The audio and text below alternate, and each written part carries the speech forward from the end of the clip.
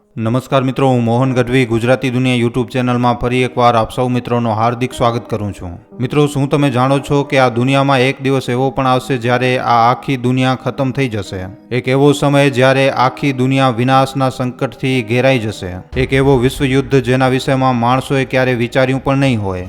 શું ખરેખર આપણે આપણા અંતના ખૂબ જ નજીક આવી ચૂક્યા છીએ? જો તમે પણ આ પ્રશ્નોના જવાબ જાણવા માંગો છો તો આ વિડીયોને છેલ્લે સુધી જોવા તેમજ લાઇક અને શેર કરવા ખાસ વિનંતી. અને જો તમે આ ચેનલ ઉપર પહેલી વાર આવ્યા છો તો હમણાં જ ચેનલને સબસ્ક્રાઇબ કરી લેજો. તો ચાલો આજનો આ મહત્વપૂર્ણ વિડીયો શરૂ કરીએ.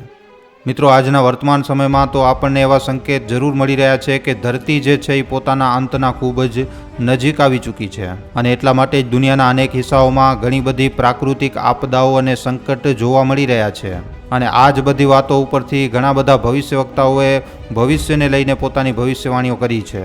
જો આપણે ઇતિહાસના પાનાઓને જોઈએ તો આપણને ખબર પડશે કે 16મી શતાબ્દીમાં એક મહાન સંત હતા જેમનું નામ હતું સંત અચ્યુતાનંદ દાસ મહારાજજી. આ ખૂબ જ જ્ઞાની સંત હતા અને પોતાના જ્ઞાનના બળ ઉપર એમણે ભવિષ્ય મલિકાની રચના કરી હતી. આ પુસ્તકમાં કળિયુગના અંત અને વિનાશના વિષયમાં ઘણી બધી ભવિષ્યવાણીઓ લખવામાં આવી છે. જો આપણે ઇતિહાસના પાનાઓ ઉપર નજર નાખીશું તો આપણને ખબર પડશે કે આ પુસ્તકમાં જેટલી પણ ભવિષ્યવાણીઓ લખેલી છે એમાં વધારે પૂરતી ભવિષ્યવાણીઓ એકદમ સાચી અને સટીક સાબિત થાય છે. અને એટલા માટે આજે અંદાજો લગાવવામાં આવી રહ્યો છે કે આવનારા સમય માટે જે ભવિષ્યવાણીઓ આ પુસ્તકમાં લખેલી છે એ પણ સાચી સાબિત થવાની છે.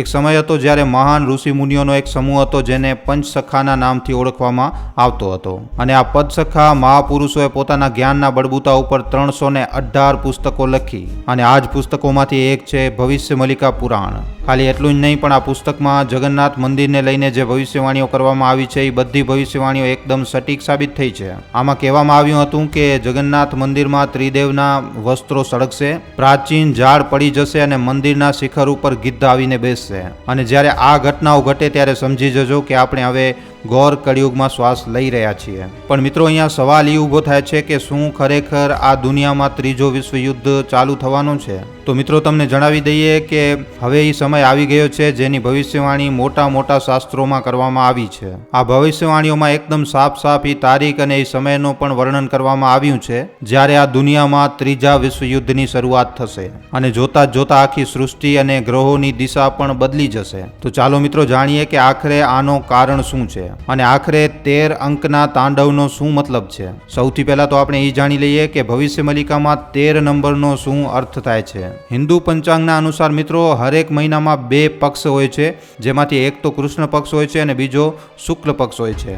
નોર્મલ રીતે જોઈએ તો આ જે પક્ષ હોય છે એ 15 દિવસના હોય છે. પણ આ વર્ષે મિત્રો તિથિમાં બદલાવ આવ્યો છે અને આના હિસાબે આ વર્ષે આષાઢ કૃષ્ણ પક્ષ 13 દિવસનો છે. અને આવી રીતનો પક્ષ દ્વાપર યુગમાં મહાભારતનો યુદ્ધ ચાલુ થવાથી ઠીક પહેલા પડ્યો હતો. અને હવે આવી જ રીતનો સંયોગ ફરી એકવાર જોવા મળી રહ્યો છે. જ્યોતિષ શાસ્ત્રોના અનુસાર આ 13 દિવસનો પક્ષ દુર્યોકાળ કહેવામાં આવે છે. મતલબ કે જ્યારે પ્રકૃતિ પોતાના રૌદ્ર રૂપમાં નજર આવશે. કહેવાનો અર્થ એ છે કે અહીંયા પ્રાકૃતિક આફતો વધારે જોવા મળશે.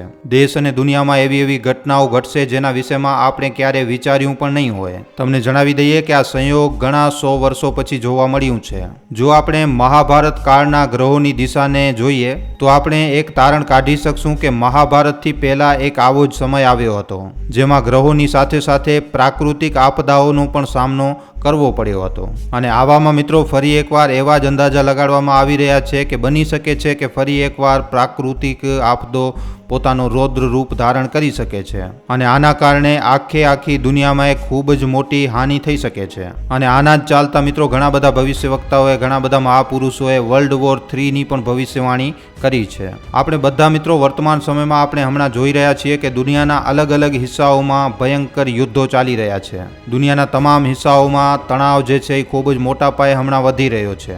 દુનિયાના તમામ દેશ અલગ અલગ હિસ્સાઓમાં વહેંચાઈ રહ્યા છે. અને આવા તણાવના ચાલતા દુનિયાના ઘણા બધા દેશોમાં યુદ્ધ જેવી સ્થિતિ જન્મ લઈ રહી છે, અથવા તો આપણે એમ કહીએ કે ગૃહ યુદ્ધ જેવા હાલાત બની રહ્યા છે. ત્યાં જ મિત્રો રશિયા અને યુક્રેન તો આ યુદ્ધની આગને વધારી રહ્યા છે. ભવિષ્ય મલિકામાં સાફ સાફ ભવિષ્યવાણી કરવામાં આવી છે કે આ દિવસો દરમિયાન બંને દેશોની વચ્ચે ચાલી રહેલા યુદ્ધમાં આ બંને દેશોના યુદ્ધના કારણે આખી દુનિયા ત્રીજા વિશ્વયુદ્ધના એકદમ નજીક ઊભી છે. આ વર્લ્ડ વોરમાં આપણે ચારે બાજુ તબાહી જોશું, જેમાં લોકો જે છે એ એકદમ કીડી માકુડાની જેમ મરતા જશે. અને એના પછી આખી દુનિયામાં ખાલી અને ખાલી 64 કરોડની જ આબાદી વધશે.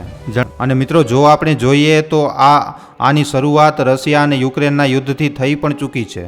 એવું પણ કહેવામાં આવી રહ્યું છે કે જે યુદ્ધ છે એ આવનારા 6 વર્ષ અને 6 મહિના સુધી ચાલશે. અને આ દરમિયાન આપણો પાડોશી દેશ ચાઇના 13 મુસ્લિમ દેશો સાથે મળી અને ભારત ઉપર આક્રમણ પણ કરી શકે છે. ત્યાં જ ભવિષ્યવાણીઓના અનુસાર આપણો ભારત દેશ શરૂઆતમાં ત્રીજા વિશ્વયુદ્ધનો હિસ્સો નહીં બને, પણ જ્યારે યુદ્ધના છેલ્લા 13 મહિના બાકી હશે ત્યારે જઈને ભારત ત્રીજા વિશ્વયુદ્ધનો હિસ્સો બનશે. ભારત ઉપર હુમલો કરવાવાળામાં પાકિસ્તાન સહિત 13 મુસ્લિમ દેશો સામેલ હોઈ શકે છે અને આ બધા દેશોને ગાઈડ કરશે ચીન.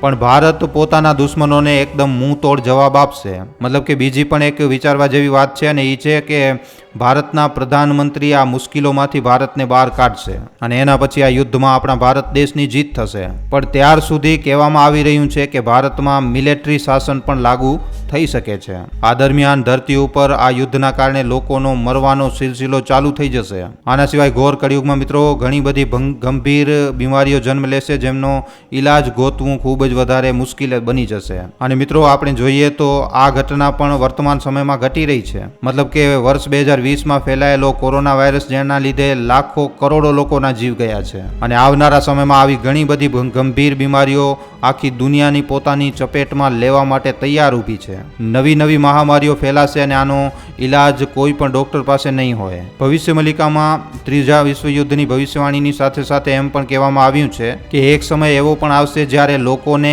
આકાશમાં 2 સૂરજ નજર આવશે. આવી રીતની ઘટના દુનિયાના લોકોને માટે ઈશારો હશે કે કળિયુગનો અંત હવે એકદમ નજીક આવી ચૂક્યો છે. ભવિષ્ય મલિકામાં બીજી ઘણી પુસ્તકોમાં ભવિષ્યવાણીના અનુસાર આકાશમાં સૂર્યની જેમ જ એક બીજો પિંડ આવશે. આ એક ઉલ્કાપિંડ હોઈ શકે છે, ધૂમકેતુ હોઈ શકે છે, જે બંગાળની ખાડીમાં પડશે અને આના કારણે ઓડિશા રાજ્ય પૂરી રીતે તબાહ અને જલમગ્ન થઈ શકે છે. તમને જણાવી દઈએ કે થોડાક વર્ષો પહેલા કોલંબિયામાં 2 સૂરજ નીકળવાનો દાવો કરવામાં આવ્યો હતો. ભવિષ્ય મલિકામાં ધરતીના સ્વરૂપમાં બદલાવ બાજુ ઇશારો કરવામાં આવ્યું છે, જેમાં ધરતીનું વર્તમાન જે સ્વરૂપ છે એ બદલી જશે. ધરતી પોતાની બદલતી ધુરી ઉપર કામ કરશે અને આના કારણે પૃથ્વી ઉપર સમય ઉપર મોટા ભૂકંપ પણ આવી શકે છે. ભવિષ્ય મલિકામાં આવાવાળા વર્ષો માટે કંઈક આવી રીતની ભવિષ્યવાણીઓનો ઉલ્લેખ કરવામાં આવ્યું છે. કહેવામાં આવ્યું છે કે ધરતી ઉપર વર્ષ 2022થી કરી અને 2030 સુધી આ સમય દરમિયાન